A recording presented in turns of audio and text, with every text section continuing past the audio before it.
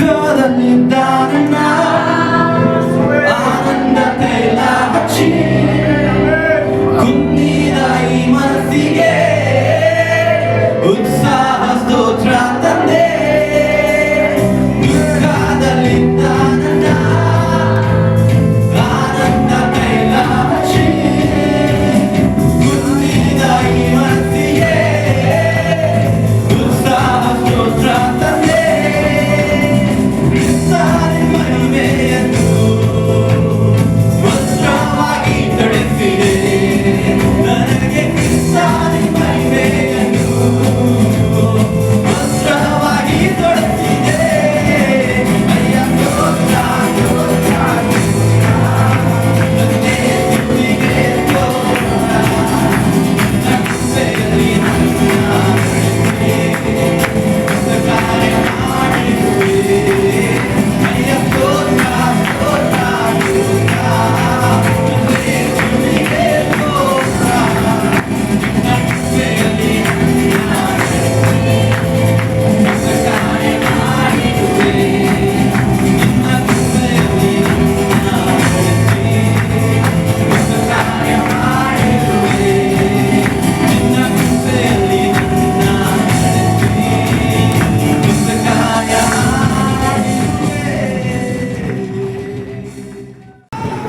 ಒಳ್ಳೆ ರೀತಿಯಾಗಿ ದೇವರ ಒಂದು ಆತ್ಮನ ಪ್ರೇರೇಪಣೆಯಿಂದ ನಾವು ದೇವರ ಸನ್ನಿಧಾನದಲ್ಲಿ ಬಂದಿದ್ದೇವೆ. ಇಲ್ಲಿ ಯಾರೆಲ್ಲ ನಾವು ಬಂದಿದ್ದೇವೆ ಸುಮ್ಮನೆ ಹಾಗೆ ಬಂದಿಲ್ಲ. ಇದು ಎಲ್ಲವೂ ಅದು ದೇವರ ಕೃಪೆಯಾಗಿದೆ, ದೇವರ ಯೋಜನೆಯಾಗಿದೆ. ನಾವು ಅನ್ಕೋತೀವಿ ಇದು ನನ್ನ ಸಮಸ್ಯೆ ಇದೆ ಅದಕ್ಕಾಗಿ ನಾನು ಬಂದಿದ್ದೇನೆ ಎಂಬುದಾಗಿ. ಬಟ್ ದೇವರು ಹೇಳ್ತಾರೆ ನಿಮ್ಮ ಸಮಸ್ಯೆಯಿಂದ ನೀವು ಬಂದಿಲ್ಲ, ನೀವು ದೇವರ ಯೋಜನೆಯಲ್ಲಿ ಇದ್ದೀರಿ, ಅದಕ್ಕಾಗಿ ನೀವು ಇಲ್ಲಿ ಬಂದಿದ್ದೀರಿ ಎಂಬುದಾಗಿ. ದೇವರ ಆಶೀರ್ವಾದ ಪ್ರತಿಯೊಬ್ಬರಿಗೂ ಅದು ಅವಶ್ಯಕತೆಯಾಗಿದೆ. ದೇವರ ಒಂದು ಯಾಕಂದ್ರೆ ದೇವರು ನಮ್ಮನ್ನು ಆತನು ಸೃಷ್ಟಿಸಿದ್ದಾನೆ, ಅದಕ್ಕಾಗಿ ದೇವರಿಂದ ಏನೆಲ್ಲ ಇದೆ ದೇವರ ಹತ್ರ ಅದು ನಮಗೆ ಬೇಕಾಗಿದೆ ಪ್ರಿಯರೇ. ಇಲ್ಲಿ ಯಾರು ವಾಕ್ಯ ಹೇಳ್ತಾ ಇದ್ದಾರೆ ಎಂಬುದರ ಕುರಿತಾಗಿ ನೀವು ಯೋಚನೆ ಮಾಡಬೇಡ್ರಿ, ಆಲೋಚನೆ ಮಾಡಬೇಡ್ರಿ. ದೇವರು ನಿಮ್ಮೊಟ್ಟಿಗೆ ಇವತ್ತಿನ ದಿನದಲ್ಲಿ ಏನನ್ನು ಮಾತನಾಡಲು ಬಯಸ್ತಲಿದ್ದಾರೆ ಅದರ ಕುರಿತಾಗಿ ನೀವು ಧ್ಯಾನಿಸುವಾಗ ದೇವರು, ನಾನು ನಿಜವಾಗಿ ಹೇಳ್ತೇನೆ, ಇವತ್ತಿನ ಈ ವಾಕ್ಯದ ನಿಮಿತ್ತವಾಗಿ ದೇವರು ನಿಮ್ಮ ಇಡೀ ಏನಂತಾರೆ ಜೀವಿತವನ್ನೇ ಆತನು ಬದಲಾಯಿಸುವಾತನಾಗಿದ್ದಾನೆ. ಇಲ್ಲಿವರೆಗೆ ನೀವೇನೆಲ್ಲ ಕಲ್ತಿದ್ದೀರಿ, ಇನ್ನು ಮುಂದೆ ನೀವೇನು ಕಲಿತೀರಿ, ಅದೆಲ್ಲವೂ ಏನಾಗಿದೆ ಅಂದ್ರೆ ನಿಮ್ಮ ಒಂದು ಜೀವಿತದಲ್ಲಿ ಯಾವ ರೀತಿ ನೀವು ಅದು ಸ್ವೀಕಾರ ಮಾಡ್ತೀರಿ ಮತ್ತು ಆ ವಾಕ್ಯದ ಪ್ರಕಾರ ನೀವು ನಡೀತೀರಿ ಎಂಬುದರ ಕುರಿತಾಗಿ ಪ್ರೇರಣೆ.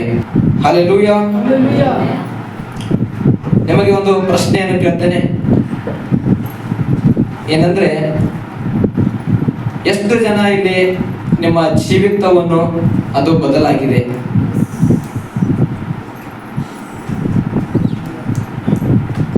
ಅನೇಕರು ಪೂರ್ತಿ ಅಂತೀರಿ, ಅನೇಕರು ಅರ್ಧಂಬರ್ಧ ಅಂತೀರಿ, ಎತ್ಲಿ ಬೇಡ ಅಂತೀರಿ. ಕೆಲವರಿಗೆ ಡೌಟ್ ಇದೆ, ನನ್ನ ಜೀವನ ಅದು ಬದಲಾವಣೆ ಆಗಿದೆ ಇಲ್ಲ ಎಂಬುದರ ಕುರಿತಾಗಿ. ಹೌದಲ್ವಾ? ಯಾವಾಗ ನೀವು ಯೇಸು ಸ್ವಾಮಿಯನ್ನು ಸ್ವಂತ ರಕ್ಷಕನಾಗಿ ನೀವು ಸ್ವೀಕಾರ ಮಾಡಿದಿರಿ, ಅವಾಗಲೇ ನಿಮ್ಮ ಜೀವನ ಬದಲಾವಣೆ ಆಗಿದೆ. ನಾವು ಏನ್ ಮಾಡ್ತೇವೆ ಅಂದ್ರೆ ಆ ಬದಲಾಗಿರುವಂತಹ ಜೀವಿತವನ್ನು ಜೀವಿಸುವುದಿಲ್ಲ. ಹೌದಾ ಇಲ್ವಾ? ಆಲ್ರೆಡಿ ದೇವರು ನಮ್ಮ ಜೀವನ ಬದಲಾವಣೆ ಮಾಡಿರ್ತಾನೆ. ನಾವು ಆ ಬದಲಾವಣೆ ಮಾಡಿದಂತ ಜೀವಿತವನ್ನು ಜೀವಿಸುವುದಕ್ಕೆ ನಮಗೆ ಮನಸ್ಸು ಇರೋದಿಲ್ಲ. ಯಾಕಂದ್ರೆ ನಾವು ಇಲ್ಲಿ ನೋಡ್ತೇವೆ ಏನಂದ್ರೆ, ಕೆಲವು ಜನರು, ಎಲ್ಲರಲ್ಲ, ನಮ್ಮಲ್ಲಿ ಕೆಲವು ಜನರು ರಕ್ಷಣೆಯಲ್ಲಿ ದೇವರ ಒಂದು ಆರಂಭಿಕವಾದಂತಹ ಒಂದು ಕ್ಷಮೆಯನ್ನು ನಾವು ಪಡೆದಿರ್ತೇವೆ. ಅಂದ್ರೆ ದೇವರ ಹತ್ರ ಬಂದಾಗ, ನಾವು ಪಶ್ಚಾತ್ತಾಪ ಪಟ್ಟಾಗ, ಕ್ಷಮೆಯನ್ನು ಕೇಳಿದಾಗ ನಾವು ಕ್ಷಮೆಯನ್ನು ಹೊಂದಿಕೊಂಡಿರ್ತೇವೆ. ಆದರೆ ನಂತರ ನಾವೇನ್ ಮಾಡ್ತೇವೆ ಅಂದ್ರೆ ಹಳೆಯ ಜೀವನ ಶೈಲಿಗೆ ನಾವು ಹಿಂತಿರುಗುತ್ತೇವೆ. ಅನೇಕರ ಜೀವಿತದಲ್ಲಿ ಫಲ ಯಾಕೆ ಕಾಣುವುದಿಲ್ಲ ಮತ್ತು ಇನ್ನು ಅನೇಕರ ಜೀವಿತದಲ್ಲಿ ಫಲಗಳನ್ನು ಕಾಣ್ತವೆ. ವ್ಯತ್ಯಾಸ ಯಾಕೆ ಅಂತ ನಾವು ನೋಡುವಾಗ, ಅನೇಕರು ಏನ್ ಮಾಡ್ತಾರೆ, ಅವರ ಜೀವಿತದಲ್ಲಿ ಏನನ್ನು ಕ್ಷಮೆಯನ್ನು ಹೊಂದಿರ್ತಾರೆ. ಯಾವ ಪಾಪಕ್ಕಾಗಿ, ಯಾವ ತಪ್ಪಿಗಾಗಿ ಅವರು ಕ್ಷಮೆಯನ್ನು ಹೊಂದಿರ್ತಾರೆ. ಆ ಕ್ಷಮೆಯನ್ನು ಹೊಂದಿದ ನಂತರ ಅನಂತರದ ಜೀವಿತ ಏನಾಗ್ತದೆ, ಅದು ಅವರ ಒಂದು ಹಳೆಯ ಜೀವನ ಶೈಲಿಗೆ ಅದು ಕರೆದುಕೊಂಡು ಹೋಗುವಂಥದ್ದಾಗಿದೆ. ನಾವು ಆ ಹಳೆಯ ಒಂದು ಜೀವನ ಶೈಲಿಗೆ ನಮ್ಮನ್ನ ಒಪ್ಪಿಸಿಕೊಡುವಾಗ ಆ ಒಂದು ನಿಜವಾದ ರಕ್ಷಣೆ, ಬದಲಾಗಿದಂತಹ ಜೀವಿತವನ್ನು ಜೀವಿಸುವುದಕ್ಕೆ ನಮ್ಮಿಂದ ಆಗುವುದಿಲ್ಲ ಪ್ರಿಯರೇ. ಉದಾಹರಣೆಗೆ ನಾವು ಸತ್ಯವೇದದಲ್ಲಿ ನೋಡ್ತೇವೆ ಏನಂದ್ರೆ, ಒಬ್ಬ ವ್ಯಭಿಚಾರ ಸ್ತ್ರೀ, ಆ ವ್ಯಭಿಚಾರ ಸ್ತ್ರೀ ವ್ಯಭಿಚಾರ ಮಾಡುವಾಗಲೇ ಆಕೆ ಸಿಕ್ಕಿ ಬಿದ್ದಾಗ ಅಲ್ಲಿ ಅನೇಕ ಜನರು ದೂಷಣೆ ಮಾಡ್ತಾರೆ. ಈ ಕಥೆ ನಿಮಗೆ ಎಲ್ಲರಿಗೂ ಗೊತ್ತಿದೆ. ಅವಾಗ ಯೇಸು ಸ್ವಾಮಿ ಏನ್ ಹೇಳ್ತಾರೆ, ಕೊನೆಯದಾಗಿ ಆ ಎಲ್ಲಾ ಒಂದು ಕಥೆ ಮುಗಿದ ನಂತರ ಕೊನೆಯದಾಗಿ ಏನ್ ಹೇಳ್ತಾರೆ ಅಂದ್ರೆ, ಹೋಗು ಇನ್ನು ಮುಂದೆ ಪಾಪ ಮಾಡಬೇಡ ಎಂಬುದಾಗಿ. ಹೋಗು ಇನ್ನು ಮುಂದೆ ಪಾಪ ಮಾಡಬೇಡ ಅಂತ ಹೇಳಿದಾಗ ಆ ಒಂದು ಸ್ತ್ರೀ ಅವಾಗ ಆಕೆಗೆ ಒಂದು ಜೀವಿತ ಬದಲಾವಣೆ ಆಗ್ತದೆ. ಯಾಕಂದ್ರೆ ಅಲ್ಲಿ ಪ್ರತಿಯೊಂದು ಜನರು ಆಕೆಯನ್ನು ದೂಷಣೆ ಮಾಡಿ ಆಕೆಗೆ ಸತ್ತು ಹೊಡಿಬೇಕು. ಮೋಶೆಯ ಧರ್ಮಶಾಸ್ತ್ರ ಹೇಳ್ತದೆ, ಇಂಥವರನ್ನು ಕಲ್ಲೆಸೆದು ಸತ್ತು ಹೊಡಿಬೇಕು ಎಂಬುದಾಗಿ ಹೇಳ್ತದೆ. ಅದಕ್ಕೆ ನೀನೇನ್ ಹೇಳ್ತಿ ಎಂಬುದಾಗಿ ಯೇಸು ಸ್ವಾಮಿಗೆ ಅಲ್ಲಿದ್ದಂತಹ ಜನರು ಕೇಳಿದಾಗ ಯೇಸು ಸ್ವಾಮಿ ಏನ್ ಹೇಳ್ತಾರೆ ಅಂದ್ರೆ, ಇಲ್ಲಿ ನಿಮ್ಮಲ್ಲಿ ಯಾರಾದ್ರೂ ಒಂದು ತಪ್ಪು ಮಾಡಿಲ್ಲ ಅಂತವರು ಮೊದಲು ಆಕೆ ಮೇಲೆ ಕಲ್ಲು ಹಾಕ್ರಿ ಎಂಬುದಾಗಿ. ಆ ಒಂದು ಮಾತು ಹೇಳಿದಾಗ ಎಲ್ಲರೂ ಏನ್ ಮಾಡ್ತಾರೆ, ಕಲ್ಲನ್ನು ಬಿಕಾಟಿ ಹೋಗ್ತಾರೆ. ಅವಾಗ ಯೇಸು ಸ್ವಾಮಿ ಹೇಳ್ತಾರೆ ಆಕೆಗೆ, ನಾನು ನಿನ್ನನ್ನು ಶಿಕ್ಷಿಸುವುದಿಲ್ಲ, ಹೋಗು ಇನ್ನು ಮುಂದೆ ಪಾಪ ಮಾಡಬೇಡ ಎಂಬುದಾಗಿ. ಆಕೆ ಶಿಕ್ಷೆ, ಎಲ್ಲಾ ರೀತಿಯಾದಂತಹ ಶಿಕ್ಷೆಗೆ ಆಕೆ ಪಾತ್ರರಾಗಿದ್ರು. ಅಂದ್ರೆ ಆಕೆಗೆ ಶಿಕ್ಷೆ ಕೊಡಬಹುದಿತ್ತು. ಆದ್ರೆ ಯೇಸು ಸ್ವಾಮಿ ಹತ್ರ ಬಂದಾಗ ಆಕೆಗೆ ಹೊಸ ಜೀವನ ಸಿಗುವಂತದಾಗಿದೆ ಪ್ರೇರಣೆ. ಹೊಸ ಜೀವನ ಅಲ್ಲಿ ಸಿಕ್ಕಿದಾಗ ಆಕೆ ಏನ್ ಮಾಡ್ತಾಳೆ ಅಂದ್ರೆ, ಆ ಬದಲಾದಂತಹ ಜೀವಿತವನ್ನು ಆಕೆ ಜೀವನ ಮಾಡ್ತಾಳೆ. ಅದೇ ರೀತಿಯಾಗಿ ನಾವು ಕೂಡ ಹಿಂದೆ ಮಾಡಿದಂತಹ ಪಾಪಕ್ಕಾಗಿ ನಾವು ಪಶ್ಚಾತ್ತಾಪ ಪಟ್ಟು ದೇವರ ಕಡೆಗೆ ತಿರುಗಿದಾಗ ಮುಂದೆ ಹಳೆಯ ಜೀವಿತಕ್ಕೆ ನಾವು ಹೋಗಲಾರದೆ ಬದಲಾದಂತಹ ಜೀವಿತವನ್ನು ನಾವು ಜೀವಿಸುವುದು ಅವಶ್ಯಕತೆಯಾಗಿದೆ ಪ್ರೇರೆ. ಅವಾಗ ಮಾತ್ರ ನಮ್ಮ ಜೀವಿತದಲ್ಲಿ ನಾವು ಆ ಫಲವನ್ನು ಕಾಣುವುದಕ್ಕೆ ಆಗ್ತದೆ. ಮತ್ತು ನಾವು ಇಲ್ಲಿ ನೋಡ್ತೇವೆ ಏನಂದ್ರೆ, ಸತ್ಯವೇದ ನಮ್ಮನ್ನು ಕಲಿಸ್ತದೆ ಏನಂದ್ರೆ, ಮನುಷ್ಯನು ಏನಾಗಿದ್ದಾನೆ ಅಂದ್ರೆ, ಆತನು ಯಾವುದರಿಂದ ಸೃಷ್ಟಿಸಲ್ಪಟ್ಟಿದ್ದಾನೆ ಅಂದ್ರೆ ಆತನಲ್ಲಿ ಏನಿದೆ ಎಂಬುದಾಗಿ ನಾವು ನೋಡುವಾಗ ಆ ಮನುಷ್ಯನಲ್ಲಿ ದೇಹ, ಪ್ರಾಣ ಮತ್ತು ಆತ್ಮ ಇದೆ. ಏನಿದೆ? ಓಕೆ. ಸತ್ಯವೇದ ನಮ್ಮನ್ನು ಹೇಳ್ತದೆ ಏನಂದ್ರೆ, ಮನುಷ್ಯನು ಎಂಬುದಾಗಿ ನಾವು ನೋಡುವಾಗ ಆತನಲ್ಲಿ ಆತ್ಮ, ಪ್ರಾಣ, ಶರೀರ ಇರುವಂತದ್ದಾಗಿದೆ ಪ್ರೇರೆ. ಯಾವಾಗ ನೀವು ಕ್ರಿಸ್ತನನ್ನು ರಕ್ಷಕನಾಗಿ, ಸ್ವಂತ ರಕ್ಷಕನಾಗಿ ನೀವು ಸ್ವೀಕರಿಸ್ತೀರಿ, ಆ ಸ್ವೀಕರಿಸಿದಾಗ ಅಲ್ಲಿ ನಿಮಗೆ ಒಂದು ಬದಲಾವಣೆ ಆಗುವಂತದ್ದಾಗಿದೆ. ಎಲ್ಲಿ ಬದಲಾವಣೆ ಆಗ್ತದೆ ನೀವು ಪ್ರಶ್ನೆ ಕೇಳಬಹುದು. ನಾನು ಯೇಸುವನ್ನು ಸ್ವಂತ ರಕ್ಷಕನಾಗಿ ನಾನು ಸ್ವೀಕಾರ ಮಾಡಿದ್ದೇನೆ, ನಾನು ಕರ್ರಗೆ ಇದ್ದೀನಿ, ಬದಲಾವಣೆ ಆಗಿಲ್ಲ. ನಾನು ಕೆಂಪಗೆ ಇದ್ದೀನಿ, ಬದಲಾವಣೆ ಆಗಿಲ್ಲ. ದಪ್ಪಾಗಿದ್ದೀನಿ, ತೆಳ್ಳಗಾಗಿದ್ದೀನಿ. ಇವೆಲ್ಲ ಪ್ರಶ್ನೆಗಳು ಬರ್ತದೆ. ಆದ್ರೆ ನಿಜವಾಗಿ ನಿಮ್ಮನ್ನು ಹೇಳ್ತೇನೆ ಏನಂದ್ರೆ, ನೀವು ಯಾವಾಗ ಯೇಸು ಕ್ರಿಸ್ತನನ್ನು ಸ್ವಂತ ರಕ್ಷಕನಾಗಿ ನೀವು ಸ್ವೀಕಾರ ಮಾಡ್ತೀರಿ, ಅವಾಗ ಅಲ್ಲಿ ಬದಲಾವಣೆ ಆಗುವಂತದ್ದಾಗಿದೆ. ಅದು ನಿಮ್ಮ ಶಾರೀರಿಕ ರೀತಿಯಾದಂತಹ ಅಲ್ಲ, ಅದು ಆತ್ಮದಲ್ಲಿ ಆಗುವಂತದ್ದಾಗಿದೆ ಪ್ರೇರಣೆ. ಆತ್ಮದಲ್ಲಿ ನೀವು ಪುನರ್ಜನ್ಮವನ್ನು ನೀವು ಅನುಭವಿಸುವಂತರಾಗಿದ್ದೀರಿ. ಒಂದು ವಾಕ್ಯವನ್ನು ನಾವು ಓದುವಂತರಾಗಿರೋಣ. ಯೋಹಾನನು ಬರೆದ ಸುವಾರ್ತೆ 3ನೇ ಅಧ್ಯಾಯ 5ರಿಂದ 8ನೇ ವಾಕ್ಯ. ಯೋಹಾನನು ಬರೆದ ಸುವಾರ್ತೆ 3ನೇ ಅಧ್ಯಾಯ 5ರಿಂದ 8.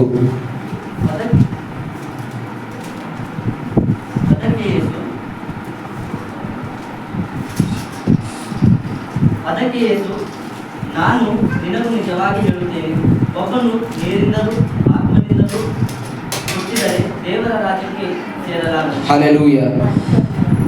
ಇಲ್ಲಿ ನಾವು ನೋಡ್ತೇವೆ, ಯೋಹಾನನು ಬರೆದ ಸುವಾರ್ತೆ 3ನೇ ಅಧ್ಯಾಯ 5ರಿಂದ 8ನೇ ವಾಕ್ಯದಲ್ಲಿ ಏನಂದ್ರೆ, ಯೇಸು ಹೇಳ್ತಾರೆ ಏನಂದ್ರೆ, ನಾನು ನಿನಗೆ ನಿಜವಾಗಿ ಹೇಳುತ್ತೇನೆ, ಒಬ್ಬನು ನೀರಿನಿಂದಲೂ ಆತ್ಮನಿಂದಲೂ ಹುಟ್ಟದಿದ್ದರೆ ದೇವರ ರಾಜ್ಯಕ್ಕೆ ಸೇರಲಾರನು. ದೇಹದಿಂದ ಹುಟ್ಟಿದ್ದು ದೇಹವೇ, ಆತ್ಮನಿಂದ ಹುಟ್ಟಿದ್ದು ಆತ್ಮವೇ. ನೀವು ಹೊಸದಾಗಿ ಹುಟ್ಟಬೇಕು ಎಂದು ನಾನು ನಿನಗೆ ಹೇಳಿದ್ದರಿಂದ ಆಶ್ಚರ್ಯ ಪಡಬೇಡ. ಗಾಳಿಯು ಮನಸ್ಸು ಬಂದ ಕಡೆ ಬೀಸುತ್ತದೆ, ಅದರ ಸಪ್ಪಳವನ್ನು ಕೇಳುತ್ತಿ, ಆದರೆ ಅದು ಎಲ್ಲಿಂದ ಬರುತ್ತದೋ ಎಲ್ಲಿಗೆ ಹೋಗುತ್ತದೋ ನಿನಗೆ ತಿಳಿಯದು. ಆತ್ಮನಿಂದ ಹುಟ್ಟಿದವರೆಲ್ಲರೂ ಅದರಂತೆಯೇ ಅಂದನು. ಹಲ್ಲೆಲೂಯ. ಇಲ್ಲಿ ನಾವು ನೋಡ್ತೇವೆ ಏನಂದ್ರೆ, ಆತ್ಮದಲ್ಲಿ ಹುಟ್ಟುವುದು ಅದು ಆತ್ಮವಾಗಿದೆ ಪ್ರಿಯರೇ. ದೇಹದಲ್ಲಿ ಹುಟ್ಟುವುದು ಅದು ದೇಹವಾಗಿದೆ. ನೀವು ಯಾವಾಗ ಪುನರ್ಜನ್ಮವನ್ನು ನೀವು ಹೊಂದುತ್ತೀರಿ, ಯಾವಾಗ ನೀವು ನೀರಿನಿಂದ ದೀಕ್ಷಾ ಸ್ನಾನ ಮಾಡಿಸಿಕೊಳ್ತೀರಿ, ಅವಾಗ ನೀವು ಪುನರ್ಜನ್ಮವನ್ನು ನೀವು ಹೊಂದುವಂತರಾಗಿದ್ದೀರಿ. ನೀರಿನಿಂದ ನೀವು ಮತ್ತು ಆತ್ಮನಿಂದ ನೀವು ಹುಟ್ಟದಿದ್ದರೆ ದೇವರ ರಾಜ್ಯಕ್ಕೆ ನೀವು ಸೇರಲಾರಿರಿ ಎಂಬುದಾಗಿ ಇಲ್ಲಿ ವಾಕ್ಯದಲ್ಲಿ ನಾವು ನೋಡ್ತೇವೆ. ಅದಕ್ಕಾಗಿ ನಾವು ನೋಡ್ತೇವೆ, ನೀವು ಆತ್ಮಿಕ ರೀತಿಯಾದಂತಹ ಆತ್ಮದಲ್ಲಿ ಒಂದು ಪುನರ್ಜನ್ಮವನ್ನು ನೀವು ಅನುಭವಿಸುವಂತರಾಗಿದ್ದೀರಿ. ಯಾವಾಗ ನೀವು ಏನಂತಾರೆ, ನಿಮ್ಮ ಒಂದು ಯೇಸು ಕ್ರಿಸ್ತನನ್ನು ಸ್ವಂತ ರಕ್ಷಕನಾಗಿ ನೀವು ಸ್ವೀಕರಿಸಿದಾಗ ಎಲ್ಲಿ ನೀವು ಅದು ಅನುಭವ ಆಗ್ತದೆ ನಿಮ್ಮನ್ನು ಅಂದ್ರೆ, ಆತ್ಮದಲ್ಲಿ ನೀವು ಪುನರ್ಜನ್ಮವನ್ನು ನೀವು ಅನುಭವಿಸುವಂತರಾಗಿದ್ದೀರಿ. ಮತ್ತು ನೀವು ಪುನರ್ಜನ್ಮವನ್ನು ಹೊಂದಿದ್ದು ಅದು ನಿನ್ನ ಆತ್ಮದಲ್ಲಿ ಎಂಬುದಾಗಿ. ನೀವು ಕ್ರಿಸ್ತನನ್ನು ಸ್ವೀಕರಿಸಿದಾಗ ನೀವು ದೈಹಿಕ ಬದಲಾವಣೆಯನ್ನು ನೀವು ಅನುಭವಿಸುವುದಿಲ್ಲ. ಆಗ್ಲೇ ಹೇಳಿದ ಪ್ರಕಾರ ತೆಳ್ಳಗೆ ದಪ್ಪ ಇರುವವರು ಈ ತರ ನೀವು ಶರೀರದಲ್ಲಿ ನೀವು ಬದಲಾವಣೆ ನೀವು ಅನುಭವಿಸುವುದಿಲ್ಲ. ಆದ್ರೆ ನೀವು ಆತ್ಮದಲ್ಲಿ ನಿಜವಾಗಿಯೂ ನೀವು ಬದಲಾವಣೆಯನ್ನು ಹೊಂದುವಂತರಾಗಿದ್ದೀರಿ.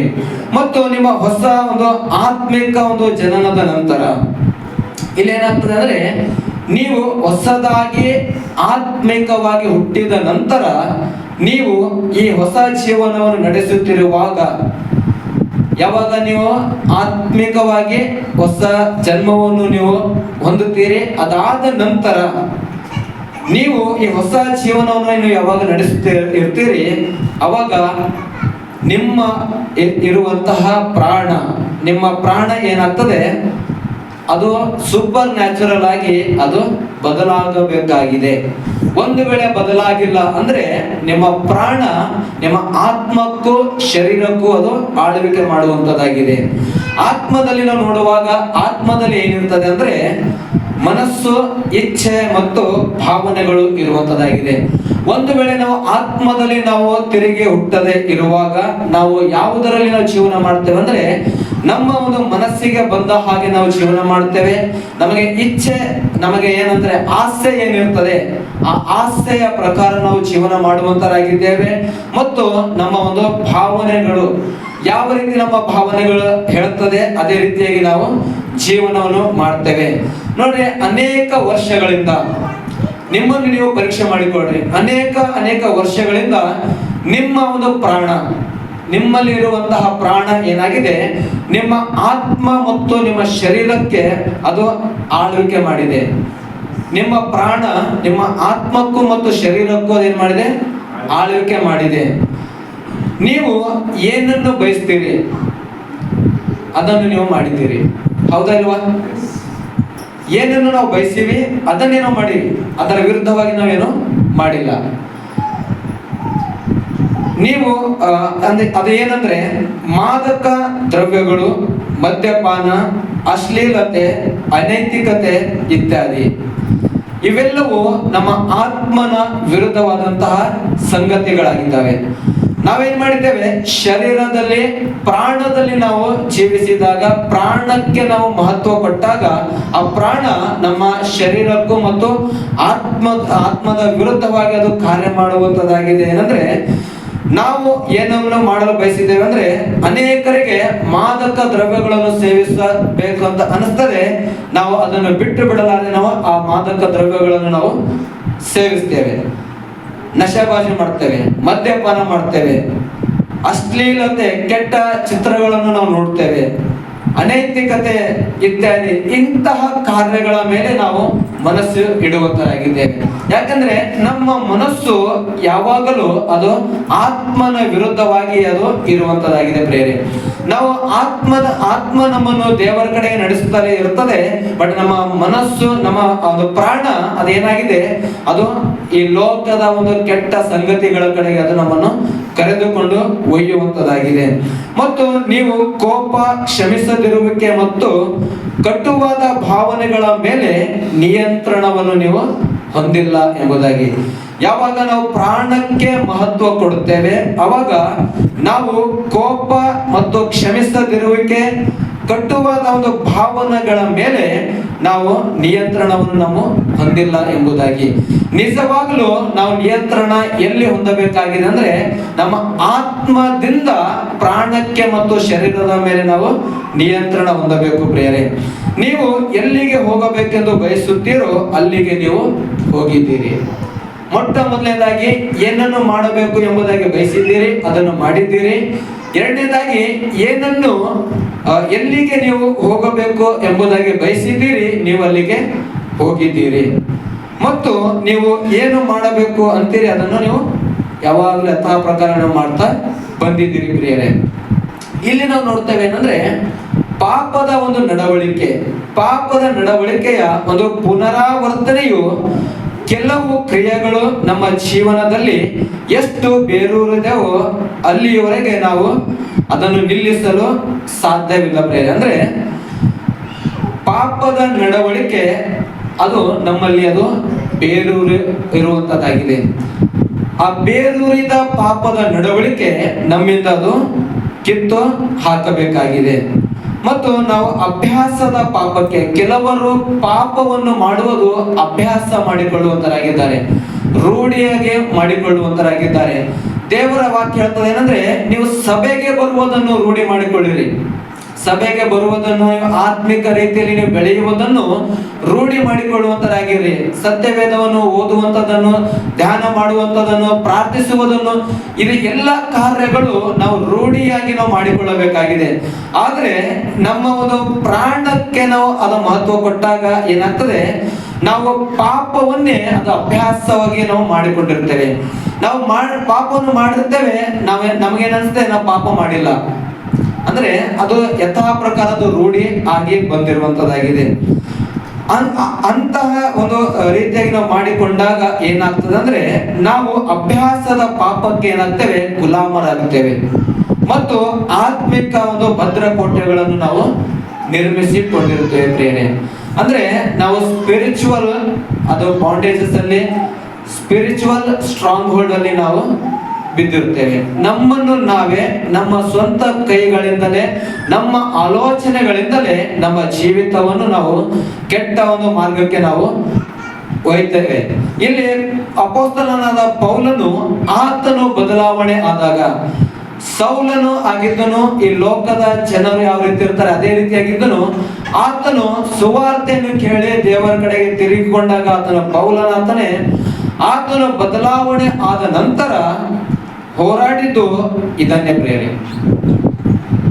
ಪೌಲನಿಗೂ ಅಂತಹ ದೊಡ್ಡ ಸೇವಕನಾಗಿದ್ದನು, ಆತನಿಗೂ ಕೂಡ ಇದು ಹೋರಾಟ ಇತ್ತು.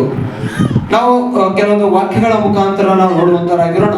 ರೋಮಾಪುರದವರಿಗೆ ಬರೆದ ಪತ್ರಿಕೆ 7ನೇ ಅಧ್ಯಾಯ, ರೋಮಾಪುರದವರಿಗೆ ಬರೆದ ಪತ್ರಿಕೆ 7ನೇ ಅಧ್ಯಾಯ 15ರಿಂದ 21 ವಾಕ್ಯ ನಾನು ಓದ್ತೇನೆ, ಕೇಳುವಂತರಾಗಿರಿ.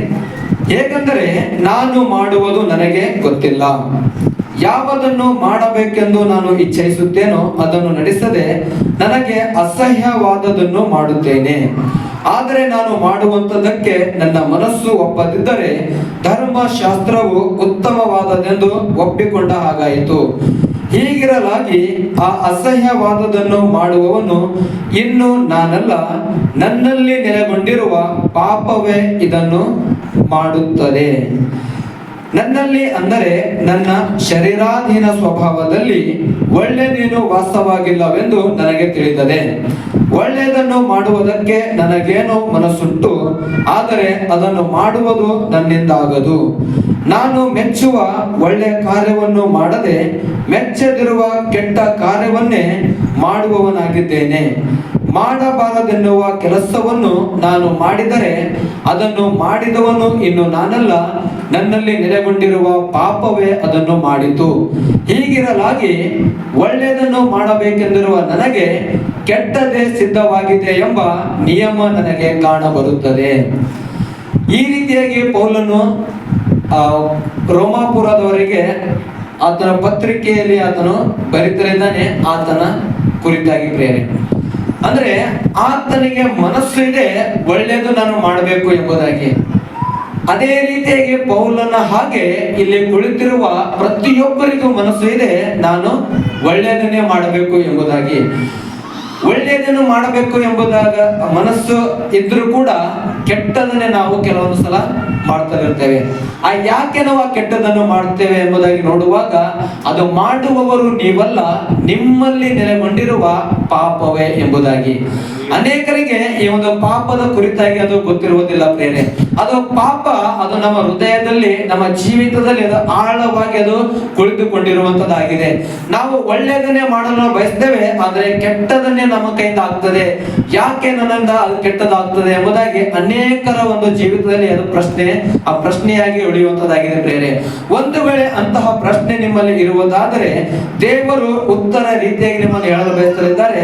ಅದು ಯಾಕೆ ಆಗ್ತದೆ ಅಂದ್ರೆ ನಿಮ್ಮಲ್ಲಿ ನೆಲೆಗೊಂಡಿರುವ ಆ ಪಾಪದ ದೆಸೆಯಿಂದ, ಆ ಪಾಪದ ನಿಮಿತ್ತವಾಗಿ. ಆ ಒಂದು ಒಳ್ಳೆಯ ಕಾರ್ಯ ನೀವು ಮಾಡಲು ಬಯಸಿದಾಗ, ಒಳ್ಳೆಯ ಕಾರ್ಯ ಮಾಡಬೇಕು ಅಂತ ಅನ್ಕೊಂಡಿರುವುದಾದರೆ ಮೊಟ್ಟ ಮೊದಲನೆಯದಾಗಿ ನಿಮ್ಮಲ್ಲಿ ನೆಲೆಗೊಂಡಿರುವ ಪಾಪವನ್ನು ನೀವು ತಿಳಿದುಕೊಳ್ಳಬೇಕು ಪ್ರಿಯರೇ.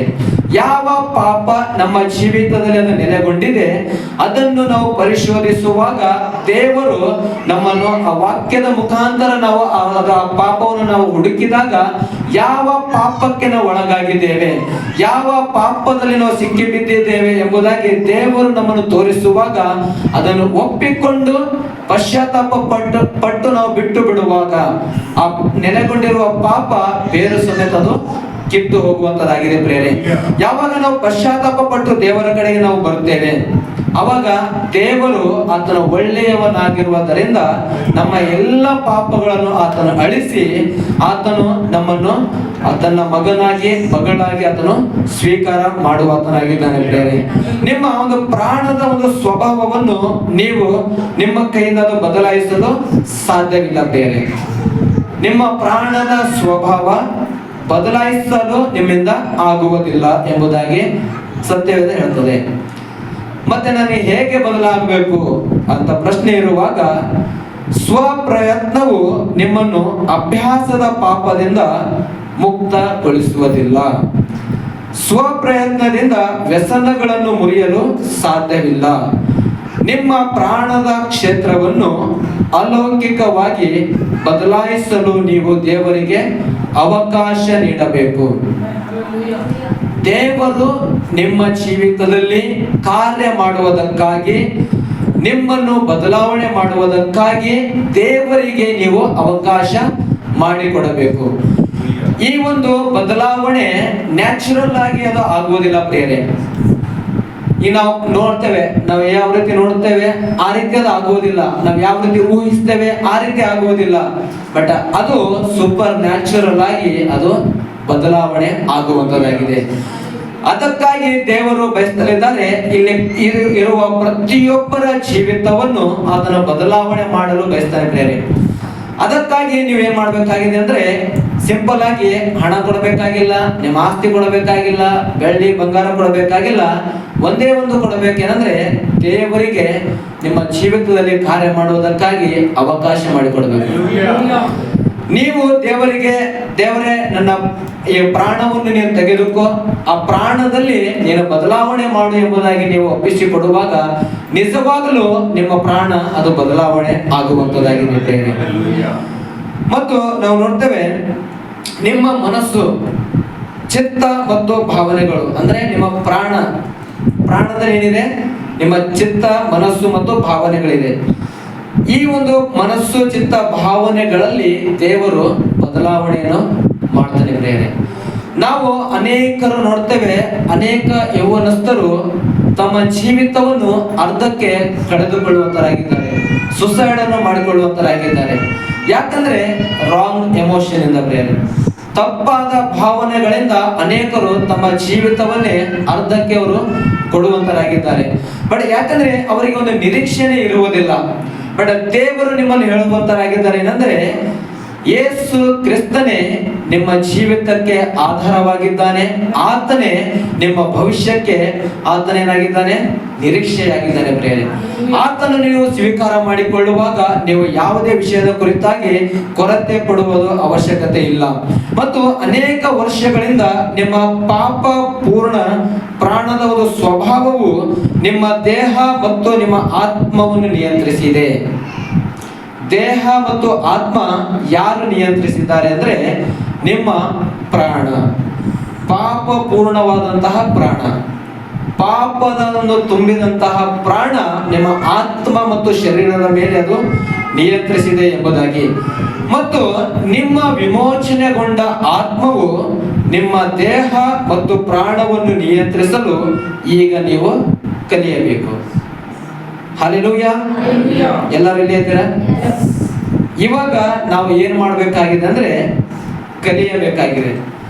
ಇಷ್ಟೆಲ್ಲ ನಾವು ಏನು ನೋಡಿದ್ದೇವೆ, ಹಿಂದಿನ ಜೀವಿತವನ್ನು ನಾವು ಬಿಟ್ಟು ಬಂದಾಗ ನಾವು ಬಂದಿದ್ದೇವೆ, ನಮ್ಮ ದೇಹ ಬಂದಿದೆ, ನಮ್ಮ ಶರೀರ ಬಂದಿದೆ, ಬಟ್ ನಮ್ಮ ಪ್ರಾಣ ಅಲ್ಲೇ ಇದೆ. ಪ್ರಿಯ, ಆ ಒಂದು ಹಳೆಯ ಜೀವಿತ, ಹಳೆಯ ಪಾಪದಲ್ಲಿ ಯಾವಾಗ ನಮ್ಮ ಪ್ರಾಣವನ್ನು ಸಿಕ್ಕಿಕೊಂಡಿದೆ, ಅದರಿಂದ ನಾವು ಹೊರಗೆ ಬರಬೇಕು. ಅಂದ್ರೆ ನಿಮ್ಮ ವಿಮೋಚನೆಗೊಂಡ ಆತ್ಮವು ಯಾವಾಗ ಯೇಸು ಕ್ರಿಸ್ತನನ್ನು ಸ್ವಂತ ರಕ್ಷಕನಾಗಿ ನೀವು ಸ್ವೀಕಾರ ಮಾಡಿದ್ದೀರಿ, ಅವಾಗ ನಿಮಗೆ ಮೋಕ್ಷ ಸಿಕ್ಕಿದೆ. ಅನೇಕರು ಮೋಕ್ಷಕ್ಕಾಗಿ ಹುಡುಕ್ತಾರಲ್ಲ, ಮೋಕ್ಷ ಅಂದ್ರೆ ಏನು? ರಕ್ಷಣೆ. ಆ ರಕ್ಷಣೆ ನಿಮಗೆ ಸಿಕ್ಕಿದೆ. ಎಲ್ಲಿ ಸಿಕ್ಕಿದೆ? ಆತ್ಮದಲ್ಲಿ ರಕ್ಷಣೆ ಸಿಕ್ಕಿದೆ. ರಕ್ಷಿಸಲ್ಪಟ್ಟಂತಹ ಆತ್ಮವು, ನಿಮ್ಮ ರಕ್ಷಿಸಲ್ಪಟ್ಟಂತಹ ಆತ್ಮವು ನಿಮ್ಮ ದೇಹ ಪ್ರಾಣದ ಮೇಲೆ ಅದು ಆಳ್ವಿಕೆ ಮಾಡಲು ನೀವು ಇವಾಗ ಕಲಿಯಬೇಕು. ಪ್ರಿಯರೇ, ತನ್ನ ಪ್ರಾಣದ ಸ್ವಭಾವದ ಈ ಅಲೌಕಿಕ ಬದಲಾವಣೆಯ ಅಗತ್ಯವಿರುವ ಮನುಷ್ಯನಿಗೆ ಒಂದು ಪ್ರಮುಖ ಉದಾಹರಣೆ ಎಂದರೆ ಒಬ್ಬ ವ್ಯಕ್ತಿ ಇದ್ದಾನೆ ಹಳೆಯ ಒಡಂಬಡಿಕೆಯಲ್ಲಿ. ಆತನ ಹೆಸರು ಯಾಕೋಬನು ಎಂಬುದಾಗಿ. ಯಾಕೋಬನ ಕುರಿತಾಗಿ ನಾವು ನೋಡುವಾಗ ಆತನ ಕತೆ ಆದಿಕಾಂಡ ಒಂದು ಪುಸ್ತಕದಲ್ಲಿ ಅದು ಬರೆಯಲ್ಪಟ್ಟಿದೆ. ಪ್ರಿಯರೇ, ಆತನ ಒಂದು ಆರಂಭಿಕ ಯಾಕೋಬನ ಹೆಚ್ಚಿನ ಒಂದು ಆರಂಭಿಕ ಜೀವನವು ಅಲೌಕಿಕ ಬದಲಾವಣೆಯ ಅಗತ್ಯವಿರುವ ಪ್ರಾಣದ ಸ್ವಭಾವದಿಂದ ಶರೀರದಲ್ಲಿ ಆತನು ಕಾರ್ಯನಿರ್ವಹಿಸುವವನಾಗಿದ್ದನು. ದೇವರು ಆತನಿಗೆ ಅನೇಕ ಸಲ ಬದಲಾವಣೆ ಆಗುವುದಕ್ಕಾಗಿ ಅವಕಾಶ ಕೊಡ್ತಲಿದ್ರು. ಬಟ್ ಆತನು ತಿರುಗಿ ಆತನ ಪ್ರಾಣ ಏನ್ ಹೇಳ್ತದೆ, ಆತನ ವಿಲ್ ಏನ್ ಹೇಳ್ತದೆ, ಆತನ ಮನಸ್ಸೇನ್ ಹೇಳ್ತದೆ, ಅದರಂತೆಯೇ ಆತನು ಮಾಡ್ತಲಿದ್ದನು ಎಂಬುದಾಗಿ ಒಂದು ವಾಕ್ಯವನ್ನು ನಾವು ನೋಡಿಕೊಳ್ಳುವಂತರಾಗಿರೋಣ. ಆದಿಕಾಂಡ 25ನೇ ಅಧ್ಯಾಯ, ಆದಿಕಾಂಡ 25 23ರಿಂದ 26ರವರೆಗೆ ನಾನು ಓದ್ತೇನೆ. ನೀವು ಧ್ಯಾನ ಬಿಟ್ಟು ಕೇಳುವಂತರಾಗಿರ್ರಿ. ಆದಿಕಾಂಡ 25 23ರಿಂದ 26. ಯೆಹೋವನು ಆಕೆಗೆ, ನಿನ್ನ ಗರ್ಭದಲ್ಲಿ 2 ಜನಾಂಗಗಳು ಅವೆ. ಆ 2 ಜನಾಂಗಗಳು ಜನ್ಮಾರಭ್ಯ ವಿರೋಧದಿಂದ ಭೇದವಾಗುವವು. ಅವುಗಳಲ್ಲಿ ಒಂದು ಮತ್ತೊಂದಕ್ಕಿಂತ ಬಲಿಷ್ಠವಾಗುವುದು, ಹಿರಿಯದು ಕಿರಿಯದಕ್ಕೆ ಸೇವೆ ಮಾಡುವುದು ಎಂದು ಹೇಳಿದನು. ಆಕೆ ದಿನ ತುಂಬಿದಾಗ ಅವಳಿ ಮಕ್ಕಳನ್ನು ಹೆತ್ತಳು. ಮೊದಲು ಹುಟ್ಟಿದ್ದು ಕೆಂಪಾಗಿಯೂ ಮೈಮೇಲೆಲ್ಲ ಕೂದಲಿನ ವಸ್ತ್ರದಂತೆ ರೋಮವುಳ್ಳದಾಗಿಯೂ ಇತ್ತು. ಅದಕ್ಕೆ ಏಸಾವ ಎಂದು ಹೆಸರಿಟ್ಟರು. ಎರಡನೆಯ ಶಿಶುವು ಏಸಾವನ ಹಿಮ್ಮಡಿಯನ್ನು ಕೈಯಿಂದ ಹಿಡಿದುಕೊಂಡು ಹುಟ್ಟಿದ್ದರಿಂದ ಅದಕ್ಕೆ ಯಾಕೋಬ ಎಂದು ಹೆಸರಿಟ್ಟರು. ಇವರು ಹುಟ್ಟಿದಾಗ ಇಸಾಕನು 60 ವರ್ಷದವನಾಗಿದ್ದನು. ಹಲ್ಲೆಲೂಯಾ. ಇಲ್ಲಿ ನಾವು ನೋಡ್ತೇವೆ, ಯಾಕೋಬನ ತಾಯಿ ರೆಬೆಕ್ಕಳು ಅವಳಿ ಮಕ್ಕಳನ್ನು ಆಕೆ ಹೊಂದಿರ್ತಾಳೆ. ಅವಳಿ ಮಕ್ಕಳನ್ನು ಹೊಂದಿ ಮತ್ತು ತನ್ನೊಳಗೆ ಹೆಣಗಾಡುತ್ತಿರುವ ಒಂದು ಶಿಶುಗಳನ್ನು, ಜಗಳ ಆಡುತ್ತಿರುವ ಶಿಶುಗಳನ್ನು ಆಕೆ ಅನುಭವಿಸ್ತಾಳೆ. ಅಂದ್ರೆ ಹೊಟ್ಟೆಯಲ್ಲಿ ಅವಳಿ ಮಕ್ಕಳು ಅದು ಜಗಳ ಆಡುವುದನ್ನು ಆಕೆಗೆ ಅನುಭವ ಆಗ್ತದೆ. ಈ ಒಂದು ವಿಚಿತ್ರವಾದಂತಹ ಒಂದು ಅನುಭವದ ಕುರಿತಾಗಿ ಆಕೆ ದೇವರ ಹತ್ರ ಹೋಗ್ತಾಳೆ ವಿಚಾರಿಸುವುದಕ್ಕಾಗಿ. ಅವಾಗ ಯೆಹೋವನು ಆಕೆಗೆ ಈ ಮಾತನ್ನು ಹೇಳ್ತಾನೆ ಪ್ರಿಯರೇ. ಏನಂತಂದ್ರೆ ಈ ಅವಳಿಗಳು ವಂಶಸ್ಥರು 2 ರಾಷ್ಟ್ರಗಳಾಗ್ತಾರೆ ಎಂಬುದಾಗಿ.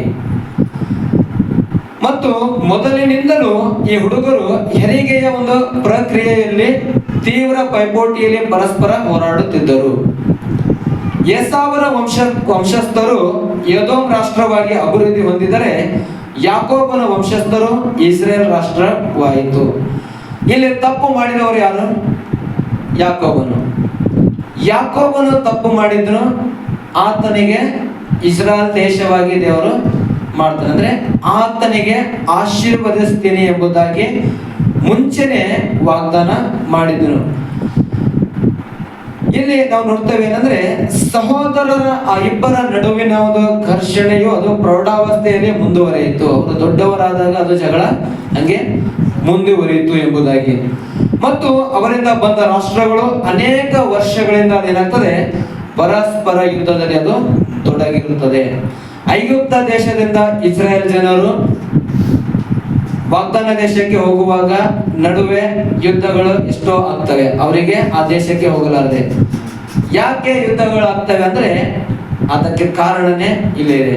ಏಸಾವನ ಒಂದು ವಂಶ, ಯಾಕೋಬನ ವಂಶ ಅಂದ್ರೆ ಇಸ್ರಾಯೇಲರನ್ನು ಯಾವಾಗಲೂ ಅದು ಪೈಪೋಟಿಯಲ್ಲಿ ಜಗಳಲ್ಲಿ ಇರ್ತಾ ಇತ್ತು ಎಂಬುದಾಗಿ. ಎದೋಮ್ ಅದೇನಾಗ್ತದೆ ಅಂದ್ರೆ ಆತ್ಮಿಕವಾದಂತಹ ವಿಷಯಗಳ ಬಗ್ಗೆ ಸ್ವಲ್ಪ ಕಾಳಜಿ ಅನ್ನೋದು ವಹಿಸುವಂತದ್ದಾಗಿದೆ. ಮತ್ತು ಅನೇಕ ವಿಷಯ ಮತ್ತು ದುರಾಸೆಯ ಮತ್ತು ವಿಶ್ವಾಸಘಾತುಕ ಒಂದು ಪ್ರಪಂಚದ ಇಲ್ಲಿ ದೇವರಿಲ್ಲದ ಜನರ ಒಂದು ಸಂಕೇತವಾಗಿದೆ. ಅಂದ್ರೆ ಅವರಿಗೆ ದೇವರೇ ಇಲ್ಲದ ಒಂದು ಜನರು ಯಾವ ರೀತಿ ಇರ್ತಾರೆ ಆ ರೀತಿಯಾಗಿ ಅವರು ಜೀವನವನ್ನು ಮಾಡುವಂತರಾಗಿದ್ದಾರೆ. ಯಾವಾಗಲೂ ಜಗಳ ಪೈಪೋಟಿ ಇದನ್ನೇ ಅವರು ಮಾಡುವಂತರಾಗಿರ್ತಾರೆ ಪ್ರೇರೆ. ಇಲ್ಲಿ ನಾವು ನೋಡ್ತೇವೆ, ಮುಂದೆ ನಾವು ಹೋದಂತ ದಿನಗಳಲ್ಲಿ ಅಣ್ಣವರು ಹೇಳಿದ್ರು ಏನಂದ್ರೆ ಆ ಒಂದು ಜನ್ಮ ಸಿದ್ಧ ಹಕ್ಕನ್ನು ಆತನು ಯಾವ ರೀತಿ ತೆಗೆದುಕೊಂಡಿರ್ತಾನೆ, ಅದು ಏಸಾವನಿಗೆ ಅದು ಬರಬೇಕು. ಆತನು ಮೋಸತನದಿಂದ ಯಾಕೋಬನು ಪಡೆದಿರ್ತಾನೆ. ಮತ್ತು ಆಶೀರ್ವಾದವು ಕೂಡ ತಂದೆಯಾದ ಇಸಾಕನಿಂದ ಏಸಾವನಿಗೆ ಬರಬೇಕಾಗಿತ್ತು, ಅದು ಯಾಕೋಬನು ಪಡೆದುಕೊಂಡಿರ್ತಾನೆ. ಇಲ್ಲಿ ನಾವು ನೋಡ್ತೇವೆ ಏನಂದ್ರೆ ದೇವರು ಮೊದಲೇ ಅದು ವಾಗ್ದಾನ ಮಾಡಿರ್ತಾನೆ ಏನಂದ್ರೆ ಆಶೀರ್ವಾದವು ಅದು ಯಾಕೋಬನಿಗೆ ಹೋಗ್ತದೆ ಅಂತ ಹೇಳಿ. ಆದ್ರೂ ಕೂಡ ಇಸಾಕನು ತನ್ನ ಏಸಾವನಿಗೆ ಅದು ಕೊಡಲು ಬಯಸ್ತಾನೆ. ಬಟ್ ಆದ್ರೂ ದೇವರು ಏನು ವಾಗ್ದಾನ ಮಾಡಿದ್ದಾನೆ ಅದೇ ಅದು ನೆರವೇರಿದೆ ಪ್ರೇರೆ. ಮತ್ತು ನಾವು ಮುಂದೆ ನೋಡ್ತೇವೆ ಏನಂದ್ರೆ ಯಾಕೋಬನು ಈ ರೀತಿ ಮೋಸ ಮಾಡಿ ತನ್ನ ಅಣ್ಣನಿಂದ ಏನಂತಾರೆ ಜನ್ಮಸಿದ್ಧ ಹಕ್ಕನ್ನು ಪಡೆದಿರ್ತಾನೆ, ಆಶೀರ್ವಾದವನ್ನು ಪಡೆದಿರ್ತಾನೆ.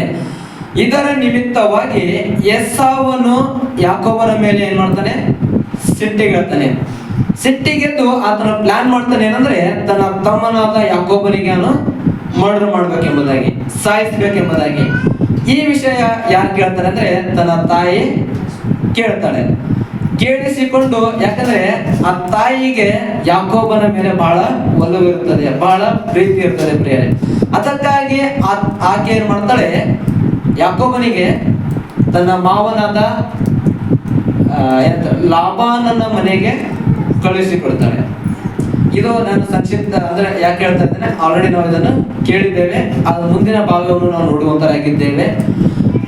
ಇಲ್ಲಿ ಯಾಕೋಬನು ತನ್ನ ಮನೆಯಿಂದ, ಧ್ಯಾನೊಂಡಿ ಕೇಳ್ರಿ, ಯಾಕೋಬನು ತನ್ನ ಮನೆಯಿಂದ ತನ್ನ ಮಾವನಾದ ಲಾಬಾನನ ಮನೆಗೆ ಹೋಗುವಾಗ ಒಂದು ಸ್ಥಳಕ್ಕೆ ಆತನು ಪ್ರವೇಶ ಮಾಡ್ತಾನೆ.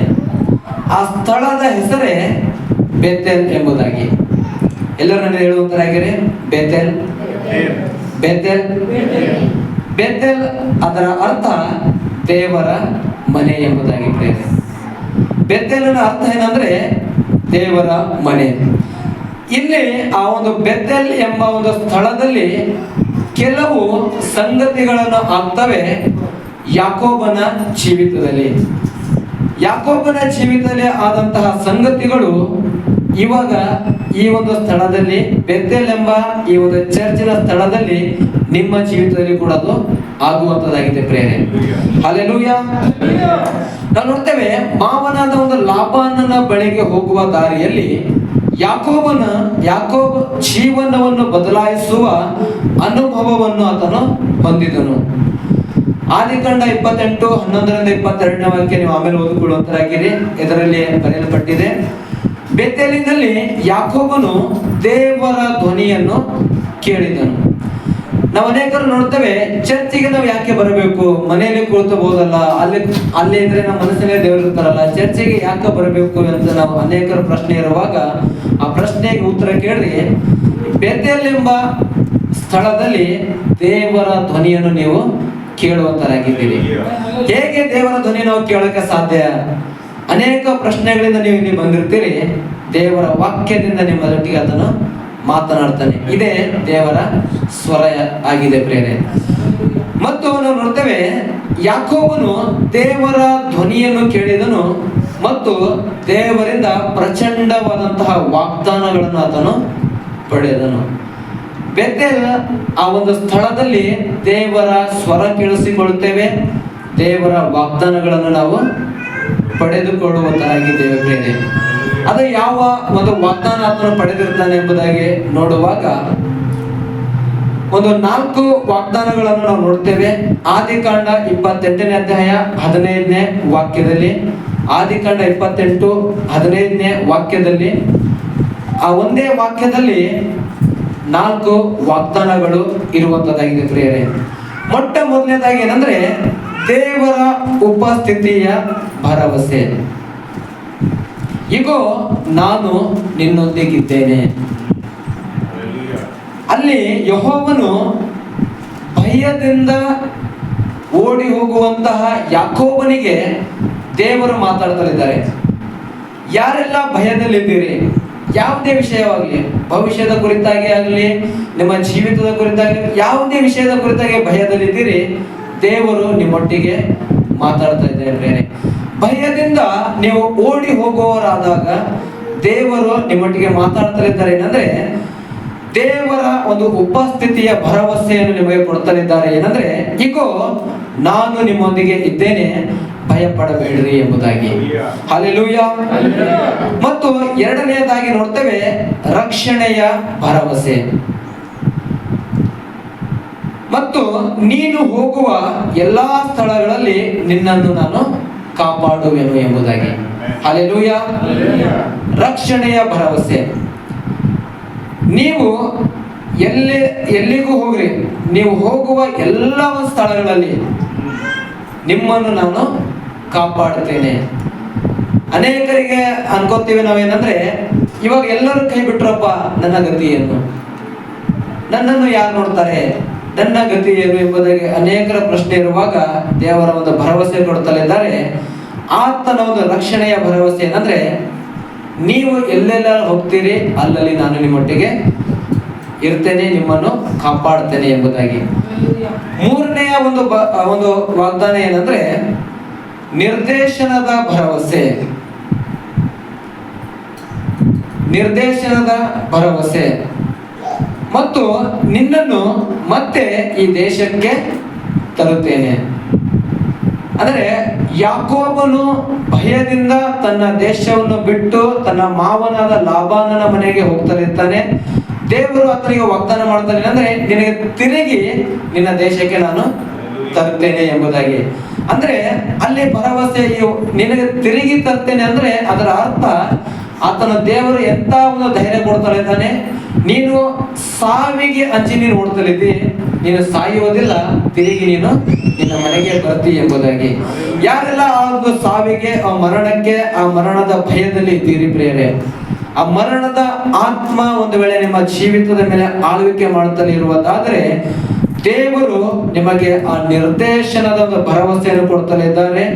ನಿನ್ನನ್ನು ಮತ್ತೆ ತಿರುಗಿ ಈ ದೇಶಕ್ಕೆ ನಾನು ತರುತ್ತೇನೆ, ನಿನ್ನನ್ನು ತಿರುಗಿ ನನಗೆ ಏನಂತಾರೆ ಒಂದು ಉನ್ನತ ಸ್ಥಾನಕ್ಕೆ ನಾನು ತರ್ತೀನಿ.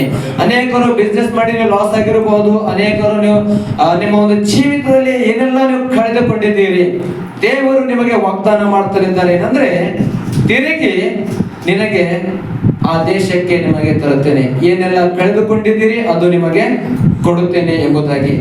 ನಾಲ್ಕನೆಯ ಒಂದು ವಾಗ್ದಾನ ಏನಂದ್ರೆ ದೇವರ ಉದ್ದೇಶಗಳು ಮತ್ತು ವಾಗ್ದಾನಗಳು ನೆರವೇರುತ್ತವೆ ಎಂಬ ಪ್ರತಿಜ್ಞೆ.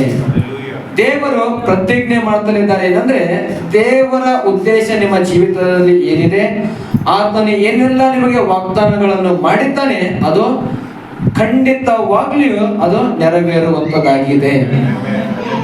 ನಾನು ನಿನಗೆ ಹೇಳಿದುದನ್ನು ಮಾಡುವವರೆಗೂ ನಾನು ನಿನ್ನನ್ನು ಬಿಡುವುದಿಲ್ಲ ಎಂಬುದಾಗಿ ವಾಕ್ಯದಲ್ಲಿ ಹೇಳ್ತಾನೆ.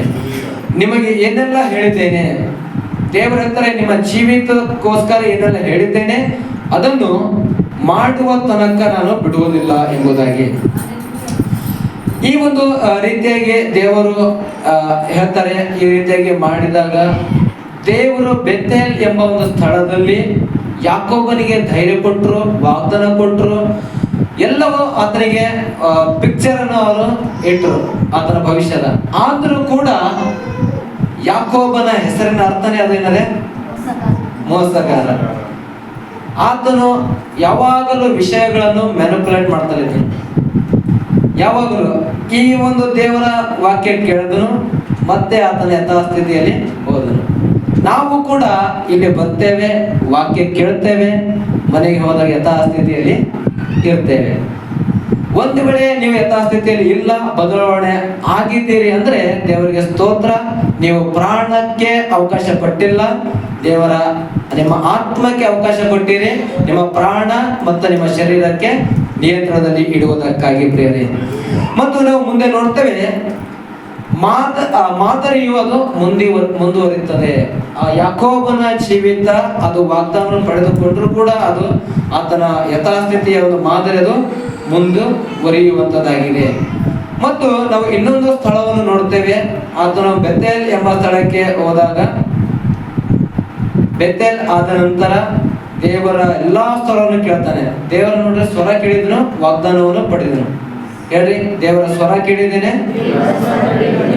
ಕೇಳಿದ್ದೇನೆ. ನಿಮ್ಮನ್ನು ನೀವು ಹೇಳ್ಕೊಡ್ರಿ, ದೇವರ ಸ್ವರ ಕೇಳಿದ್ದೇನೆ, ದೇವರ ವಾಗ್ದಾನ ಪಡೆದುಕೊಂಡಿದ್ದೇನೆ. ದೇವರ ಸ್ವರ ಕೇಳಿದ್ದೇನೆ, ದೇವರ ವಾಗ್ದಾನ ಪಡೆದುಕೊಂಡಿದ್ದೇನೆ. ನೀವು ಹೇಳಿದ್ದೀರಿ, ದೇವರ ಸ್ವರ ಕೇಳಿದ್ದೀರಿ, ದೇವರ ವಾಗ್ದಾನ ಪಡೆದುಕೊಂಡಿದ್ದೀರಿ. ಆ ವಾಗ್ದಾನ ಗಟ್ಟಿಯಾಗಿ ಹಿಡಿದುಕೊಳ್ಳುವಂತರಾಗಿರಿ ಪ್ರಿಯರೇ. ಬೆಥೆಲ್ ಎಂಬ ಸ್ಥಳಕ್ಕೆ ನೀವು ಬಂದಿದ್ದೀರಿ, ದೇವರ ಮನೆ ಎಂಬ ಸ್ಥಳಕ್ಕೆ ನೀವು ಬಂದಿದ್ದೀರಿ. ಆ ದೇವರ ಮನೆಯಲ್ಲಿ ದೇವರ ಸ್ವರ ಕೇಳಿದ್ದೀರಿ, ದೇವರ ವಾಗ್ದಾನ ಪಡೆದುಕೊಂಡಿದ್ದೀರಿ. ಈ ಕೇಳಿದಾಗ್ಲೂ ಕೂಡ ನಾವು ಅನೇಕ ಸಾರಿ ಏನ್ ಮಾಡ್ತೇವೆ, ಯಥಾಸ್ಥಿತಿಯಾಗಿ ನಮ್ಮ ಒಂದು ಪಯಣದಲ್ಲಿ ಹೋಗ್ತೇವೆ. ಆದ್ರೂ ಕೂಡ ದೇವರು ಒಳ್ಳೆಯವನಾಗಿದ್ದಾನೆ ಪ್ರೇರೆ. ಆತನ ವಾಗ್ದಾನ ಮಾಡಿದ್ದಾನೆ, ನೆರವೇರಿಸುವವರೆಗೂ ಆತನು ಬಿಡುವುದಿಲ್ಲ ಎಂಬುದಾಗಿ ಹೇಳಿರುವ ದೇವರು ಆತನ ಮಾತಿಗೆ ತಪ್ಪಲಾರನು. ಅಲ್ಲಿಂದ ಅಲ್ಲಿ ಲಾಬಾನನ ಮನೆಯ ಕುರಿತಾಗಿ ಕೂಡ ಗೊತ್ತಿದೆ. ಅಲ್ಲಿ ಆತನಿಗೆ ಮೋಸ ಆಗ್ತದೆ. ಏನೆಲ್ಲ ಆತನ ಎಷ್ಟು ಮೋಸಗಾರನ, ಆತನಿಗಿಂತ ಡಬಲ್ ಆಗಿ ಆತನ ಮಾವ ಮೋಸ ಮಾಡ್ತಾನೆ. ಇವೆಲ್ಲ ಆದಾಗ ಅಲ್ಲಿಂದ ಆತನು ತಿರುಗಿ ಓಡಿ ಹೋಗುವುದಕ್ಕೆ ಪ್ರಯತ್ನ ಮಾಡ್ತಾನೆ. ಆ ಓಡಿ ಹೋಗೋದಕ್ಕೆ ಪ್ರಯತ್ನ ಮಾಡಿದಾಗ ಲಾಬಾನನ ಮನೆಯಿಂದ ನೋಡ್ರಿ, ಮೊಟ್ಟ ಮೊದಲನೇದಾಗಿ ತನ್ನ ಮನೆಯಿಂದ ತನ್ನ ದೇಶದಿಂದ ಓಡಿ ಹೋದಾಗ ಬೆಥೆಲ್ ಎಂಬ ಸ್ಥಳ ಸಿಕ್ತು. ಇವಾಗ ಲಾಬಾನನ ಮನೆಯಿಂದ ಓಡಿ ಹೋದಾಗ ಇನ್ನೊಂದು ಸ್ಥಳ ದೇವರು ಆತನಿಗೆ ಕೊಡ್ತಾರೆ. ಅಂದ್ರೆ ದೇವರು ಆತನ ಹಿಂದೆ ಯಾವಾಗಲೂ ಬಿದ್ದಿರ್ತಾನೆ. ನಿಮ್ಮ ಹಿಂದೆ ಕೂಡ ಆತನು ಬಿದ್ದಿರ್ತಾನೆ. ಎಲ್ಲೇ ಹೋಗ್ರಿ ದೇವರು ನಿಮ್ಮನ್ನು ಬಿಡುವುದಿಲ್ಲ ಪ್ರಿಯರೇ. ಆ ಒಂದು ಸ್ಥಳದ ಹೆಸರು ಏನಂದ್ರೆ ಯಬ್ಬೋಕ್ ಎಂಬುದಾಗಿ. ಯಬ್ಬೋಕ್ ಎಂಬುದಾಗಿ. ಆ ಯಬ್ಬೋಕ್ ನಲ್ಲಿ ಯಾಕೋಬನ ಮಹತ್ವದ ತಿರುವು. ಹೇಳ್ರಿ, ಮಹತ್ವದ ತಿರುವು. ಯಬ್ಬೋಕ್ ನಲ್ಲಿ ಮಹತ್ವದ ತಿರುವು. ಯಬ್ಬೋಕ್ ನಲ್ಲಿ ಮಹತ್ವದ ತಿರುವು. ಇವಾಗ ರಿಯಲ್ ಲೈಫ್ ಇರುವಂತದ್ದಾಗಿದೆ ಪ್ರಿಯರೇ.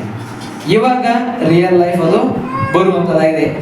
ನಿಮ್ಮ ಸ್ವಂತ ಶಕ್ತಿಯಿಂದ, ನೀವು ಸ್ವಂತ ಬುದ್ಧಿಯಿಂದ, ಸ್ವಂತ ಜ್ಞಾನದಿಂದ ನೀವು ಎಷ್ಟೆಲ್ಲ ನೀವು ಬಡದಾಡ್ರಿ, ಬಟ್ ನೀವು ಸೋಲನ್ನು ಹೊರತು ಮತ್ತೇನು ಹೊಂದುವುದಿಲ್ಲ.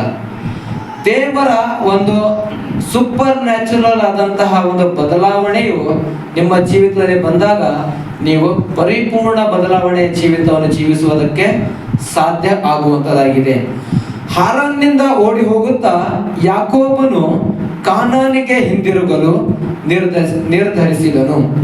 ದಾರಿಯಲ್ಲಿ ಅವನು ಮತ್ತು ಅವನ ಕುಟುಂಬವು ಯಬೋಕ್ ಎಂಬ ಸ್ಥಳದಲ್ಲಿ ಅಲ್ಲಿ ಏನ್ ಮಾಡಿದ್ರು, ಅವರು ಉಳಿದುಕೊಂಡರು. ಅಂದ್ರೆ ಹಾದು ಹೋಗುವ ಸ್ಥಳ, ಬದಲಾವಣೆ, ಪ್ರವೇಶ ಮತ್ತು ಹಠಾತ್ ಪ್ರಗತಿ. ಇಲ್ಲಿ ದಾಖಲೆಯ ಮೇಲೆ ಮೊದಲ ಬಾರಿಗೆ ಯಾಕೋಬು ತನಗೆ ದೇವರ ಸಹಾಯದ ಅಗತ್ಯವಿದೆ ಎಂದು ಒಪ್ಪಿಕೊಂಡನು ಮತ್ತು ಆತನು ಘೋಷಿಸಿದನು ಎಂಬುದಾಗಿ. ಹಲ್ಲೆಲೂಯ. ಇದು ಆದಿಕಾಂಡ 32ನೇ ಅಧ್ಯಾಯ 9ರಿಂದ 11ನೇ ವಾಕ್ಯದಲ್ಲಿ ಬರೆಯಲ್ಪಟ್ಟಿದೆ. ನೀವು ರೆಫರೆನ್ಸ್ ಬರೆದುಕೊಳ್ಳಿರಿ. ಈ ಒಂದು ಸ್ಥಳ, ಅದು ಯಬೋಕ್ ಎಂಬ ಸ್ಥಳದ ಹೆಸರು. ಅದರ ಅರ್ಥ ಏನಂದ್ರೆ ಹಾದು ಹೋಗುವಂತಹ ಸ್ಥಳ, ಅದು ಬದಲಾವಣೆಯ ಸ್ಥಳ, ಅದು ಪ್ರವೇಶದ ಸ್ಥಳ ಮತ್ತು ಹಠಾತ್ ಪ್ರಗತಿ ಒಂದು ಸ್ಥಳ ಎಂಬುದಾಗಿ. ಅಂದ್ರೆ ಜಿದ್ದ ಹಿಡಿದು ನಾವು ಇದು ಮಾಡ್ತೇವಲ್ಲ, ಹಠದಿಂದ ನಾವು ಪಡೆದುಕೊಂಡಂತಹ ಒಂದು ಸ್ಥಳ ಎಂಬುದಾಗಿ. ಇಲ್ಲಿ ನಿಜವಾದ ಬದಲಾವಣೆ ಅಲ್ಲಿ ಆಗುವಂತದ್ದಾಗಿದೆ.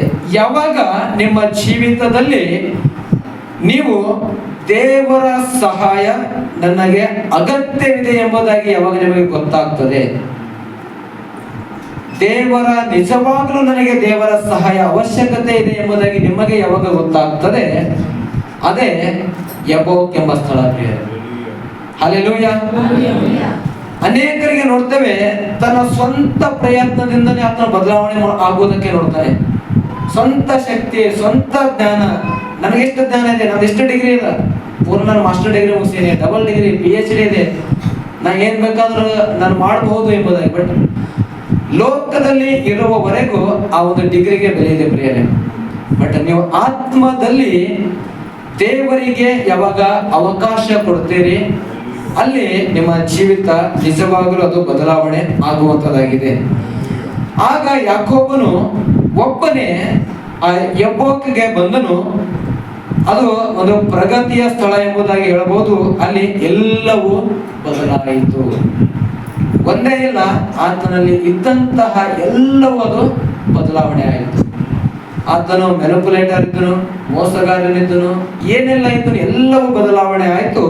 ಆತನಿಗೆ ಹೊಸ ಹೆಸರು ಕೂಡ ಅದು ಕೊಡಲ್ಪಟ್ಟಿತು.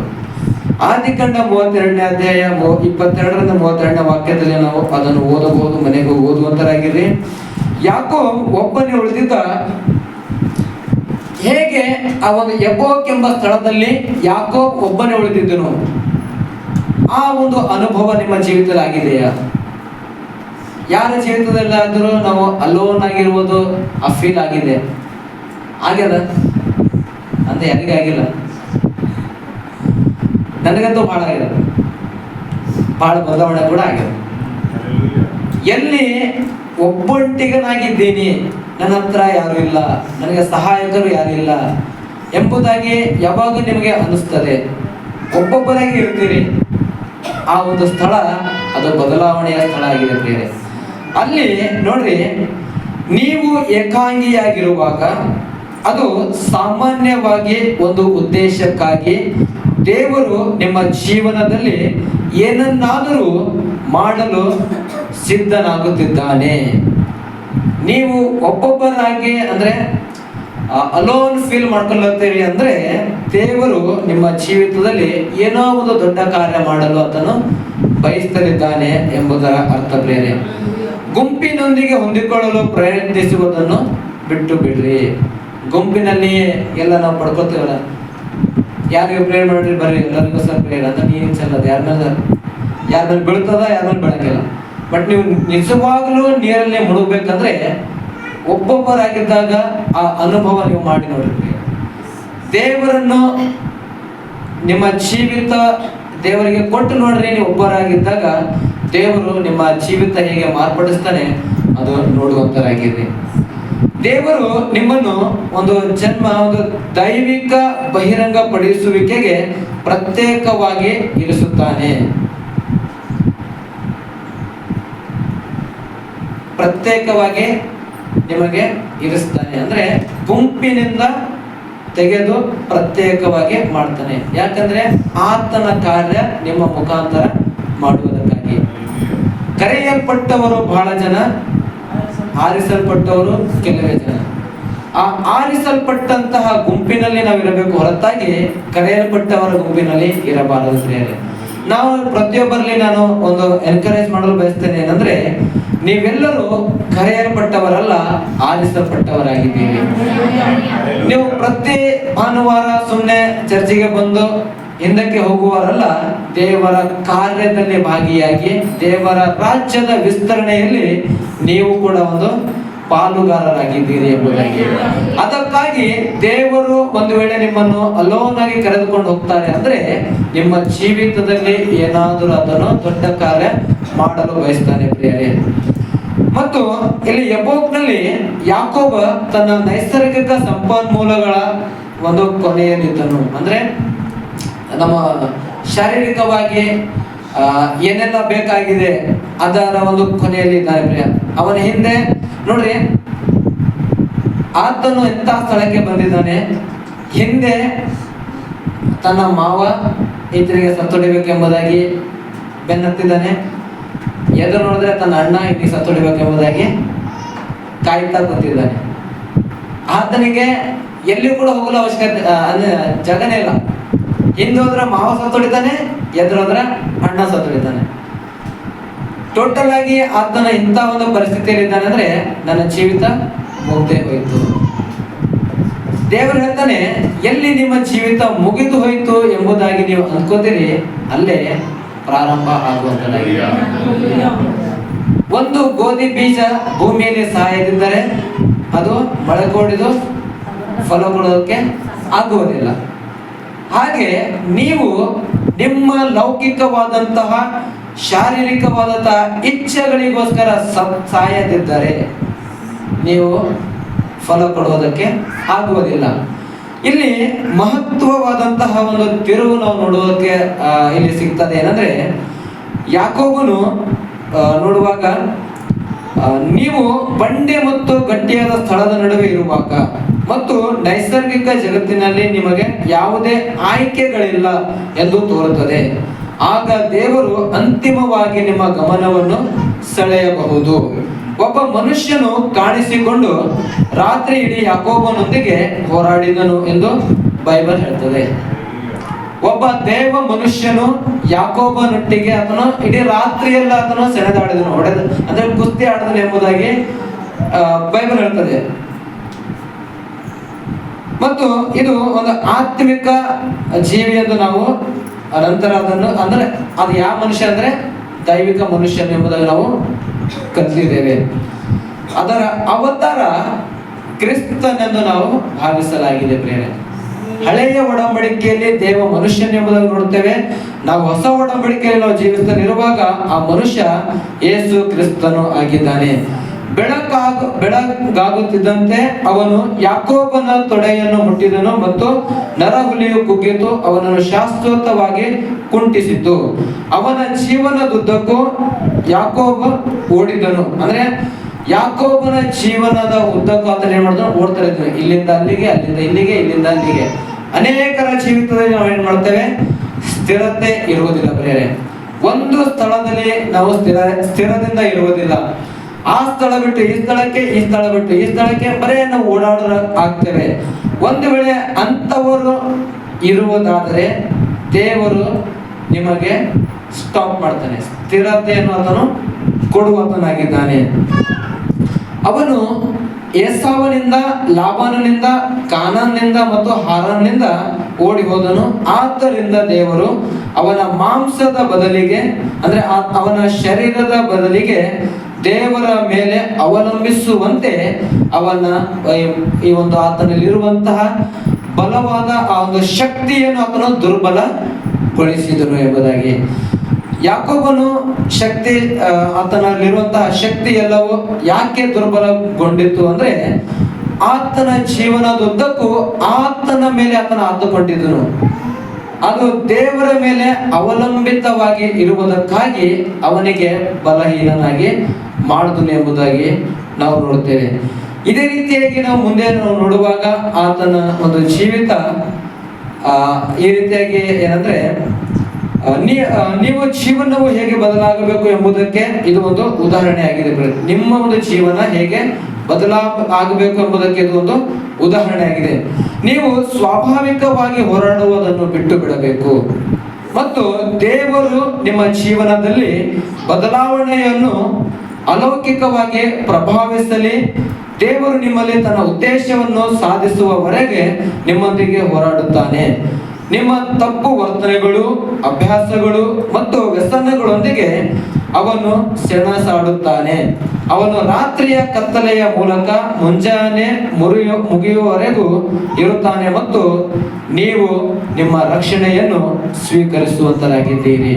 ನಿಜವಾದ ರಕ್ಷಣೆ ಎಲ್ಲಿ ನಾವು ನೋಡ್ತೇವೆ ಅಂದ್ರೆ ನಮ್ಮ ಬದಲಾದಂತಹ ಜೀವಿತ ಅದನ್ನು ಜೀವಿಸಿದಾಗ ಆ ರಕ್ಷಣೆಗೆ ಒಂದು ಅರ್ಥ ಸಿಗುವಂತದಾಗಿದೆ ಪ್ರೇರೆ. ನಾವು ನಿಜವಾಗ್ಲೂ ರಕ್ಷಣೆಯನ್ನು ಹೊಂದಿದ್ದೇವೆ ಎಂಬುದಾಗಿ ಅರ್ಥ. ನೀವು ಹೊಸ ಜೀವನದ ಆಶೀರ್ವಾದಕ್ಕೆ ಇವಾಗ ಕುಸ್ತಿ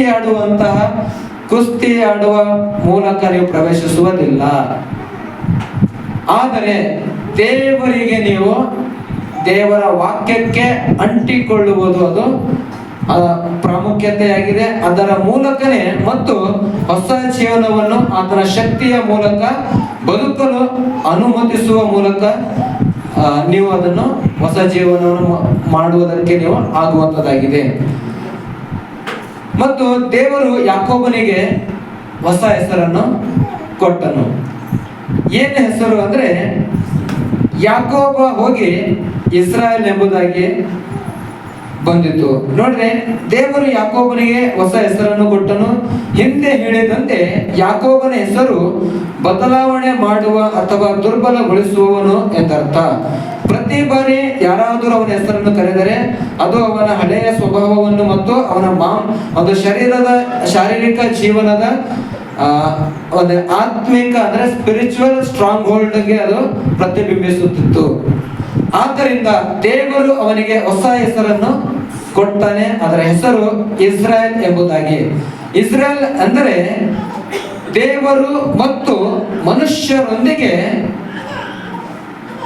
ಶಕ್ತಿ ಹೊಂದಿರುವವನು ಎಂಬುದಾಗಿ. ಅಂದ್ರೆ ದೇವರು ಮತ್ತು ಮನುಷ್ಯರೊಂದಿಗೆ ಹೋರಾಡಿದವನು, ಮನುಷ್ಯ ಮತ್ತು ದೇವರೊಂದಿಗೆ ಹೋರಾಡಿದವನು ಎಂಬುದಾಗಿ. ಯಾಕೋಬನ ಜೀವನವು ವಿಭಿನ್ನವಾಗಿತ್ತು. ಅವನು ಪರಿಪೂರ್ಣನಾಗಿರಲಿಲ್ಲ, ಆದರೆ ಅವನ ಮೂಲಭೂತ ಶಾರೀರಿಕ ಸ್ವಭಾವವು ಅದು ಬದಲಾಯಿತು ಪ್ರಿಯರೇ. ಯಾಕೋಬನ ಶಾರೀರಿಕ ಜೀವಿತ ಆತನ ಯಾವ ರೀತಿ ಬದಲಾಯಿತು, ನಮ್ಮ ಜೀವಿತ ಕೂಡ ಅದು ಬದಲಾಗಬೇಕಾದ್ರೆ ನಿಮ್ಮ ಗುರುತು ಅದು ಬದಲಾಗಬೇಕು. ಯಾವ ರೀತಿ ಯಾಕೋಬನ ಗುರುತು ಇಸ್ರೇಲ್ ಆಗಿ ಬದಲಾಯಿತು, ಅದೇ ರೀತಿಯಾಗಿ ನಮ್ಮ ಒಂದು ಹಳೆಯ ಗುರುತು ಹೊಸ ಗುರುತಾಗಿ ಅದು ಬದಲಾಗಬೇಕಾಗಿದೆ. ನಿಮ್ಮ ಹೊಸ ಜೀವನವು ನಿಮಗೋಸ್ಕರ ಕಾಯ್ತಲಿದೆ. ಯಾರಿಗೆಲ್ಲ ಹೊಸ ಜೀವನವನ್ನು ಜೀವಿಸುವುದಕ್ಕೆ ಆಸೆ, ಹೊಸ ಜೀವನವನ್ನು ಜೀವನ ಮಾಡಬೇಕು, ಯಾರಿಗೆಲ್ಲ ಆಸಕ್ತಿ ಇದೆ, ನಿಮ್ಮೆಲ್ಲರಿಗೆ ದೇವರು ಒಂದು ಹೊಸ ಜೀವನವನ್ನು ಕೊಡಲು ಬಯಸಲಿದ್ದಾರೆ. ಕೊನೆಯ ವಾಕ್ಯಗಳನ್ನು ಓದಿ ನಾವು ಮುಗಿಸುವಂತರಾಗಿರೋಣ.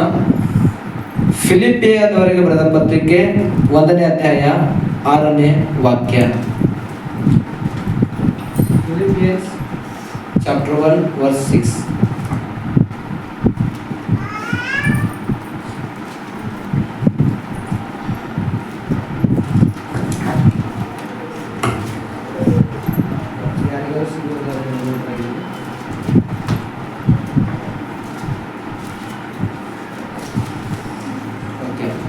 Philippians chapter 1 verse 6.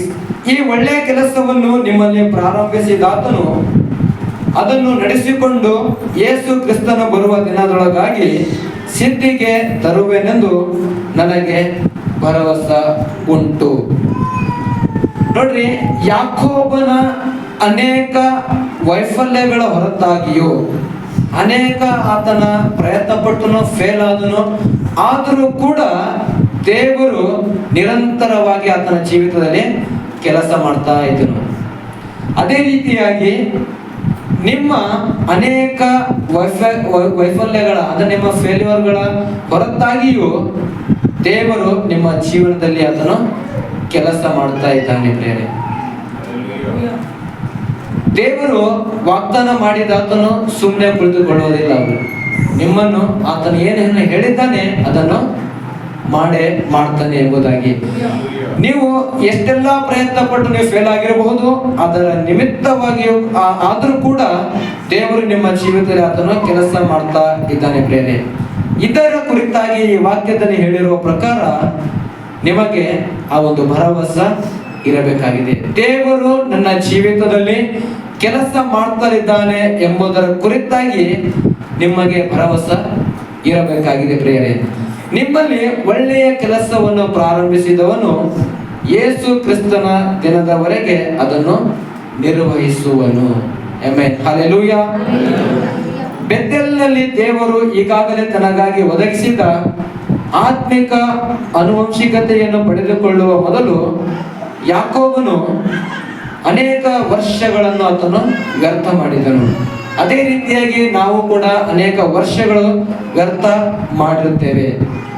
ಆತನ ಜೀವನದ ಒಂದು ಕೊನೆಯಲ್ಲಿ ಯಾಕೋಬ ಆತನ ಒಂದು ದುಃಖದ ವ್ಯಾಖ್ಯಾನ ಹೇಗಿತ್ತು ಏನಂದ್ರೆ, ಆದಿಕಾಂಡ 47ನೇ ಅಧ್ಯಾಯ 9ನೇ ವಾಕ್ಯ ನಾವು ಓದುವಂತರಾಗಿರೋಣ. ಇದನ್ನು ಓದಿ ನಾವು ಪ್ರಾರ್ಥನೆಯಲ್ಲಿ ಮುಂದೆ ಹೋಗುವಂತರಾಗಿರೋಣ. ಆದಿಕಾಂಡ 47ನೇ ಅಧ್ಯಾಯ